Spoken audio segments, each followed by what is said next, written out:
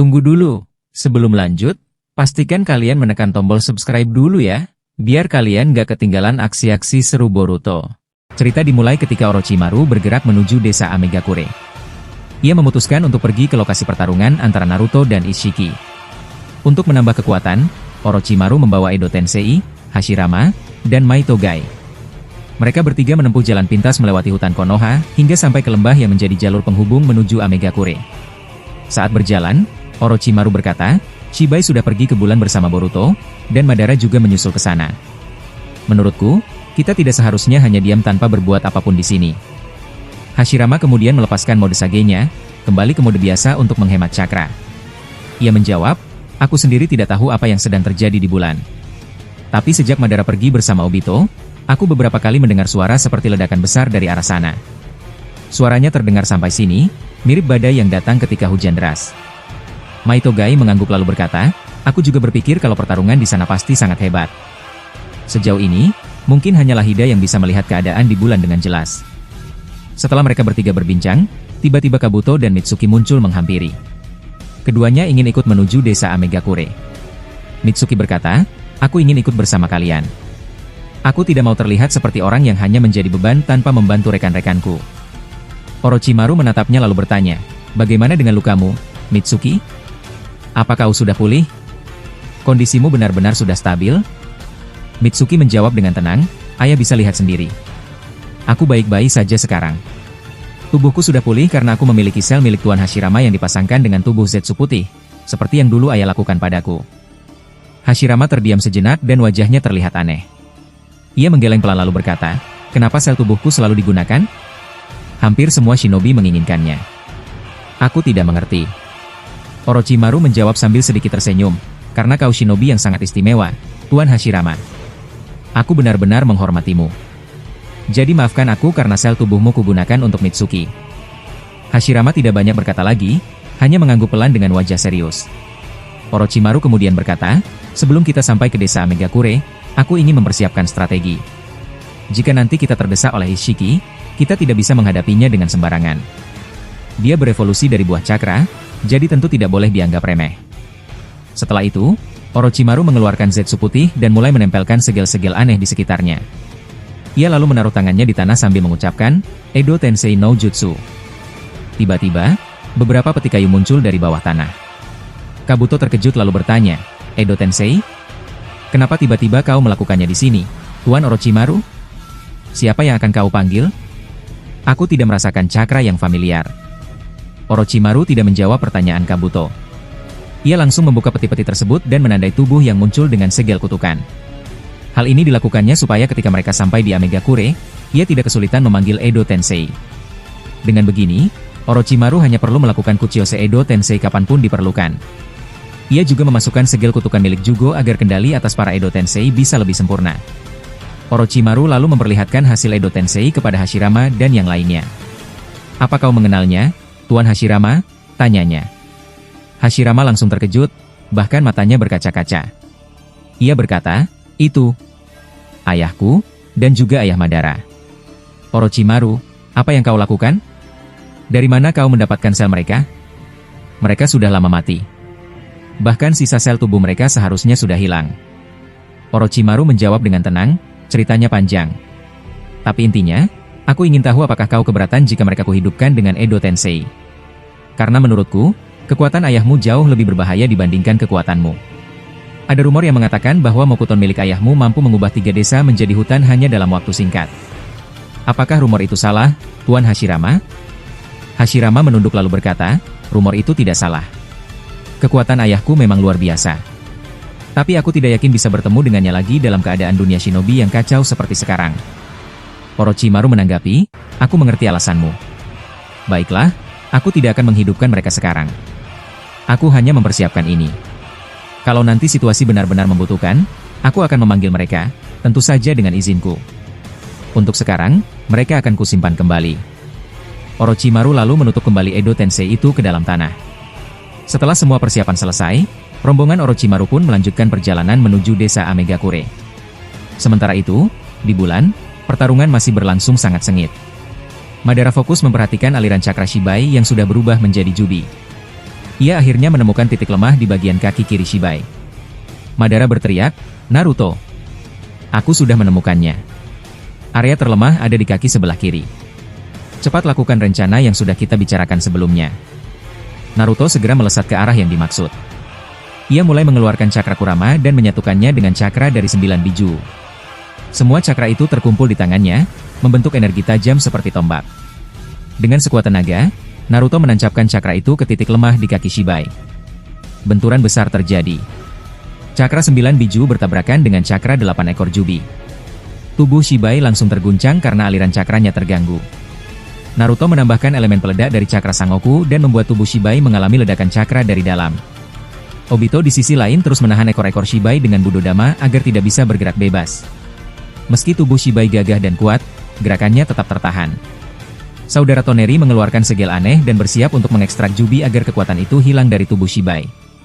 Namun, kondisi Shibai semakin tidak terkendali. Tubuhnya malah mengamuk lebih keras karena bercampur dengan cakra 9 biju. Tubuh Shibai mulai berubah, lalu dari tubuhnya keluar sebuah bola hitam raksasa, ukurannya hampir setengah dari bulan. Bola itu terus membesar dengan cepat. Madara terkejut dan berkata, "Bola itu, apa Budodama?" Obito menggeleng lalu menjawab, "Kalaupun benar, itu bukan Budodama biasa. Itu Budodama, tapi ukurannya sangat besar. Jauh lebih besar dibandingkan milikku yang hanya seukuran kepalan tangan."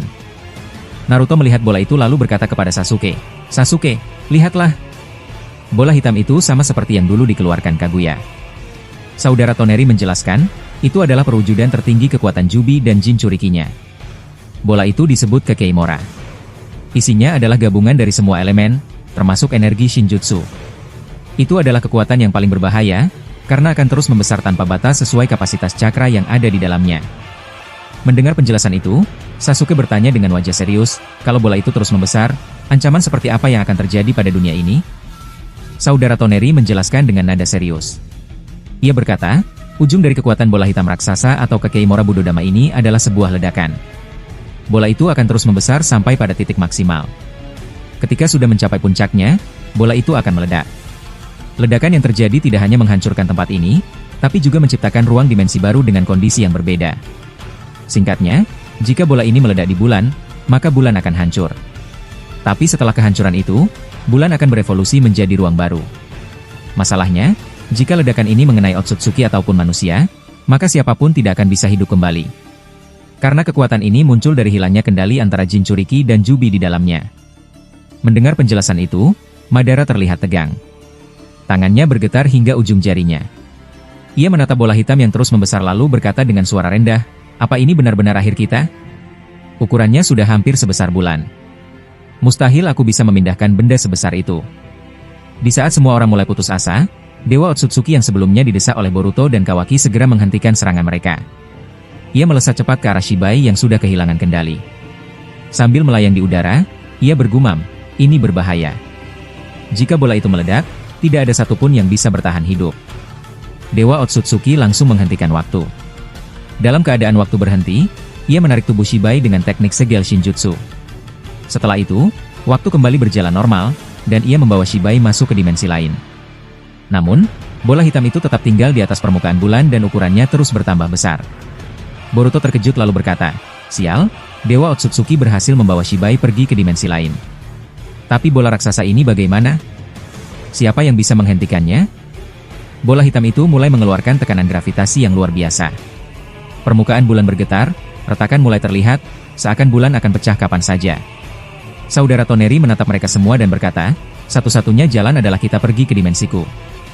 Biarkan bola ini meledak di sini." Namun, Bunshin Sasuke menggeleng dengan wajah tegang. Ia berkata, "Kau tidak mengerti. Jika kita meninggalkan bulan, ledakan ini akan menghancurkan bulan dan bumi sekaligus. Tidak ada yang bisa selamat." Bola hitam itu semakin membesar. Semua orang hanya bisa menatap dengan rasa putus asa. Mereka tahu waktunya tinggal 1 detik sebelum bola itu meledak. Beberapa shinobi mulai berlutut karena menyadari bahwa menyentuh bola itu saja bisa menghancurkan regenerasi mereka. Ketika semua sudah pasrah, tiba-tiba sebuah portal raksasa terbuka di langit. Portal itu bahkan lebih besar dari bola hitam itu sendiri. Semua orang terkejut. "Apa-apaan ini?" teriak Madara. "Siapa yang melakukannya? Jangan-jangan ini ulah leluhur Momoshiki?" bola hitam yang akan menghancurkan bulan dan bumi perlahan-lahan tersedot ke dalam portal. Hingga akhirnya, bola itu benar-benar menghilang dari permukaan bulan. Semua orang menarik napas lega. Namun, ternyata bola itu tidak hancur, melainkan berpindah ke dimensi Momoshiki, bekas tempat pertarungan dengan Ishiki. Di sana, bola hitam langsung memenuhi langit dan akhirnya meledak. Ledakan itu menghancurkan seluruh dimensi Momoshiki, membuatnya tidak bisa dikunjungi lagi. Ruang itu berubah menjadi dimensi berbahaya yang dipenuhi radiasi cakra. Bunshi Naruto menatap tak percaya. Ia bertanya dengan suara keras, siapa yang bisa melakukan hal sehebat ini? Jawabannya mengejutkan semua orang. Portal itu ternyata diciptakan oleh Boruto dengan dojutsunya, Jogan. Boruto terlihat lemas, tubuhnya jatuh tengkurap di tanah. Sambil terengah-engah, ia berkata, hampir saja semuanya hancur. Kalau aku terlambat sedikit saja, kita sudah lenyap selamanya. Bunshi Naruto segera berlari menghampiri Boruto. Ia berteriak, Boruto, bertahanlah. Lalu ia menyalurkan cakra Kurama ke tubuh Boruto untuk membantu pemulihan. Sasuke juga maju mendekat. Dengan wajah serius, ia bertanya, Boruto, kekuatan apa yang tadi kau gunakan? Bola sebesar Kekeimora itu tidak mungkin dipindahkan dengan mudah. Bahkan aku tidak mampu melakukannya. Tapi kau berhasil, bagaimana bisa? Madara ikut menimpali dengan nada heran. Benar, itu tidak masuk akal. Aku pun tidak sanggup memindahkan bola sebesar tadi. Jadi bagaimana mungkin kau bisa? Boruto yang masih berbaring menatap mereka dengan mata setengah terbuka. Ia menjawab, aku sendiri tidak tahu. Saat itu, Joganku tiba-tiba bereaksi. Aku bisa merasakan energi jahat dari bola Kekeimora itu.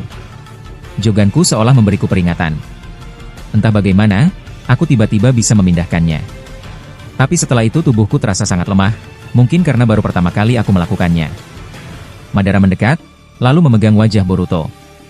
Ia mengaktifkan Rinnegan miliknya untuk melihat lebih dalam ke dalam Jogan Boruto. Setelah beberapa saat, wajah Madara berubah serius. Ia berkata, apa ini? Kekuatan yang besar sekali. Energinya seperti tidak ada batasnya. Bunshi Naruto langsung bertanya, apa maksudmu, Madara? Kau melihat sesuatu?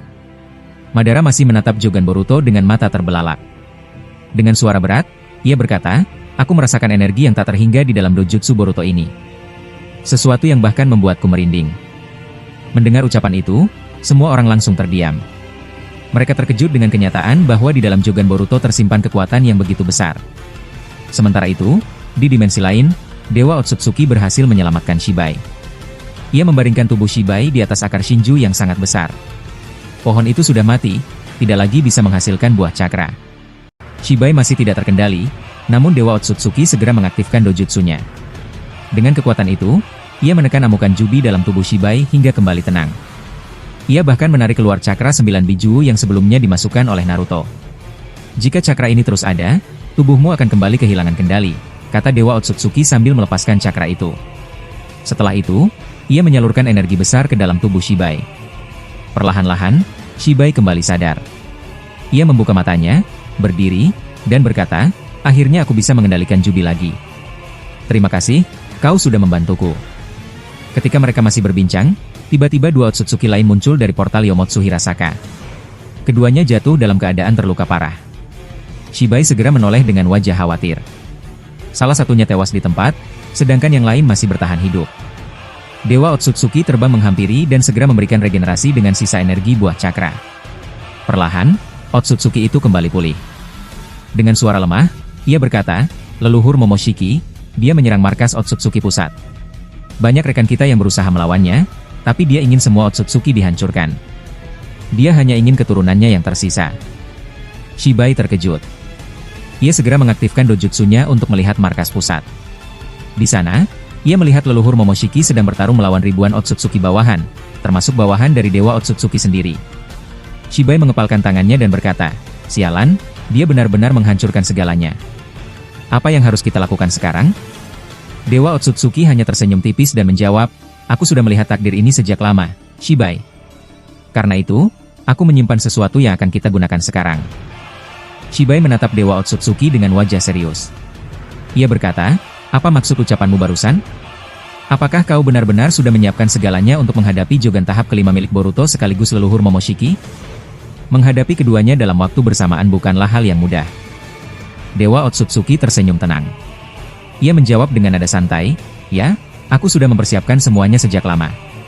Saat ini, tidak ada ancaman lain yang benar-benar berbahaya bagi kita selain dua hal itu. Jogan tahap 5 milik Boruto dan kekuatan leluhur Momoshiki. Mereka berdua adalah lawan yang bisa merepotkan kita, bahkan mungkin membuat kita terdesak. Tapi tenanglah, aku sudah memikirkan cara untuk mengantisipasinya. Sambil berkata begitu, Dewa Otsutsuki berjalan perlahan menuju pohon Shinju yang sudah mati dan membusuk. Ia menempelkan tangannya ke tanah. Seketika, batang pohon itu hancur dan meleleh, memperlihatkan sesuatu yang tersembunyi di baliknya. Dari dalam tanah, tampak cahaya besar yang berasal dari kumpulan cakra. Shibai terkejut melihat pemandangan itu. Ia bertanya dengan nada penuh penasaran, "Cakra sebesar ini, milik siapa? Mengapa auranya begitu kuat? Aku bisa merasakannya sampai ke tubuhku." Dewa Otsutsuki menjelaskan dengan sabar, "Aku memiliki sebuah segel rahasia. Segel itu kutanam di setiap area markas Otsutsuki pusat. Segel ini bekerja sederhana. Setiap Otsutsuki yang mati dan tubuhnya menyentuh tanah, maka segel itu otomatis menyerap seluruh cakra mereka. Setelah terserap, cakra itu berpindah ke tempat ini melalui portal khusus yang kubuat. Jadi, cakra yang sekarang ada di depan kita adalah kumpulan energi dari ribuan Otsutsuki yang sudah mati. Dengan kata lain, ketika leluhur Momoshiki menyerang markas pusat kita dan banyak Otsutsuki bawahan terbunuh, maka cakra mereka semuanya akan terkumpul di sini. Inilah kekuatan sejati seorang dewa, kekuatan yang hanya aku yang bisa menguasainya." Shibai mendengarkan dengan seksama. Wajahnya perlahan berubah kagum. Ia mulai memahami maksud dari rencana besar Dewa Otsutsuki. Tanpa banyak bicara lagi, Dewa Otsutsuki mengangkat tangannya. Dari telapak tangannya, muncul Dojutsu Rinnegan yang kemudian menyerap cakra besar itu. Ia membaginya menjadi dua bagian, lalu menyerahkan sebagian kepada Shibai. Seketika, cadangan cakra mereka kembali pulih hingga mencapai 90%. Shibai menghela napas dalam-dalam. Ia merasakan energi baru berputar di dalam tubuhnya. "Luar biasa," ucapnya pelan. "Aku bisa merasakan ribuan jenis cakra Otsutsuki yang berbeda bercampur jadi satu dalam tubuhku. Apakah ini berarti aku akan mendapatkan kekuatan baru dari mereka semua?" Dewa Otsutsuki mengangguk. "Tentu saja. Itulah tujuan utamaku mengumpulkan semua ini. Aku mempersiapkan kekuatan ini hanya untuk menghadapi Jogan tahap 5 Boruto dan juga leluhur Momoshiki. Dengan energi ini, kita punya kesempatan besar untuk mengalahkan mereka." Shibai mengepalkan tangannya. Ia berkata dengan nada mantap, "Kalau begitu, kita tidak boleh membuang waktu lagi. Kita harus segera kembali ke bulan. Kita harus merebut Jogan milik Boruto dan sekaligus melenyapkan Momoshiki yang masih bersemayam dalam tubuhnya." Setelah rencana itu diucapkan, adegan berpindah ke bulan. Di sana, Boruto baru saja pulih setelah kelelahan akibat menggunakan kekuatan Jogan dalam jumlah besar. Tubuhnya membaik karena mendapatkan regenerasi terus-menerus dari cakra Kyuubi. Boruto membuka matanya, lalu mengaktifkan Jogannya. Saat itu juga, ia melihat sesuatu yang aneh. Energi cakra hitam muncul di beberapa titik di permukaan bulan. Boruto langsung berdiri dan berkata keras, "Semuanya, lihatlah ke sekitar." Ada cakra hitam yang muncul di setiap area. Jumlahnya semakin banyak dari sebelumnya. Mendengar itu, Madara segera menoleh ke berbagai arah. Begitu pula dengan Obito, Naruto, Sasuke, dan Kawaki. Mereka semua melihat ke setiap sudut bulan, tetapi tidak satupun dari mereka yang melihat apa yang dimaksud Boruto. Bunshin Sasuke mengangkat suaranya, "Cakra hitam mana? Aku tidak melihat apa-apa di sekitarku." Boruto menatap Sasuke dengan cemas. "Guru Sasuke, hati-hati. Cakra hitam itu ada tepat di belakangmu, cepat menghindar." Namun peringatan Boruto terlambat. Bunshin Sasuke langsung terkena serangan dari arah belakang. Tubuhnya terhantam keras, lalu lenyap seketika. Bunshin Naruto terkejut melihat itu. Ia berteriak, "Apa yang baru saja terjadi?" Sasuke tiba-tiba menghilang begitu saja. "Serangan macam apa itu? Aku tidak melihat apa-apa." Ternyata, hanya Boruto saja yang bisa melihat serangan cakra hitam itu dengan jogannya. Hal ini bukan pertama kalinya ia mengalami sesuatu seperti itu. Bahkan sejak masih di akademi, Boruto pernah melihat cakra jahat tersembunyi yang tidak bisa dilihat orang lain. Boruto mencoba menghitung jumlah cakra hitam yang terus bermunculan, tetapi jumlahnya semakin banyak. Tiba-tiba, salah satunya menyerang Bunshin Naruto. Serangan itu tidak bisa ia halau, dan tubuh Bunshin Naruto langsung lenyap. Madara semakin bingung. Ia mendekat ke Boruto dan bertanya, "Boruto, apa yang terjadi barusan? Mengapa Bunshin Naruto bisa lenyap begitu saja? Aku tidak melihat musuh atau serangan apapun." Obito juga ikut berbicara, "Aku memang tidak bisa melihatnya, tapi saat aku mengakses cakra Jubi, aku bisa merasakan adanya energi aneh di sekitar sini." Cepat jelaskan, Boruto. Apa sebenarnya yang muncul? Boruto menghela napas, lalu berkata tegas, yang menyerang kita adalah cakra dengan energi jahat. Mereka tiba-tiba muncul dari berbagai arah. Paman Obito, mundurlah, serangan besar akan mengarah padamu. Obito segera mengaktifkan Kamui. Benar saja, serangan besar menghantam ke arahnya, tapi berhasil ia halau dengan Kamui. Serangan-serangan itu sangat berbahaya karena tidak terlihat sama sekali oleh orang lain. Hanya Boruto yang mampu melihatnya, membuat beban pertempuran ada di pundaknya seorang diri. Bahkan Kawaki pun tidak bisa mendeteksinya. Tak lama kemudian, saudara Toneri tiba-tiba terpental keras, seolah-olah dihantam sesuatu. Untung saja Kawaki sigap menangkapnya. Boruto menggertakkan giginya. Sial, aku lengah lagi. Cakra itu selalu bergerak cepat dan mendesak dari arah tak terduga. Sebenarnya siapa yang mengendalikan semua ini? Di saat mereka bingung, Eida yang berada jauh di desa Megakure masih terus memantau Boruto dengan senrigannya. Naruto segera memanggilnya melalui komunikasi. Eida, cepat katakan padaku apa yang terjadi di bulan. Bunshinku tiba-tiba lenyap tanpa sebab. Apa kau melihat sesuatu? Eida mengangguk pelan. Ia menjawab, sabarlah, Nana Daima. Aku sedang menelitinya. Dengan senriganku, aku bisa melihat cakra hitam itu dengan jelas. Jumlahnya tak terhitung dan terus bertambah. Ini benar-benar berbahaya. Dari jawaban itu, jelas bahwa bukan hanya Jogan milik Boruto yang bisa melihat serangan cakra hitam ini, tapi juga senrigan milik Eida. Hal ini mungkin karena senrigan Eida berasal dari Shibai, sehingga wajar jika ia bisa melihat cakra yang dikendalikan oleh Shibai sendiri. Eida terus mengamati sambil memberikan peringatan, Boruto, hati-hati. Mundurlah sekarang, ada serangan besar datang tepat dari atas. Boruto segera mendongak, lalu menahan serangan itu dengan Budodama. Madara yang tidak bisa melihat apapun hanya bisa melongo, tidak paham dengan tindakan Boruto. Situasi di bulan semakin mencekam. Boruto menyadari bahwa hanya dia dan Eida yang bisa melihat cakra hitam ini. Ia segera bersuara, Eida, awasi aku terus. Tolong bantu peringatkan jika ada serangan mendekat pada Madara, Obito, dan yang lainnya. Aku sudah kewalahan menghadapinya seorang diri. Obito masih terlihat bingung. Ia berkata lirih, aku benar-benar tidak bisa melihat wujud cakra yang sedang kau maksud, Boruto. Tapi aku percaya pada penglihatanmu. Lanjutkan bertarung, kami akan mendukungmu.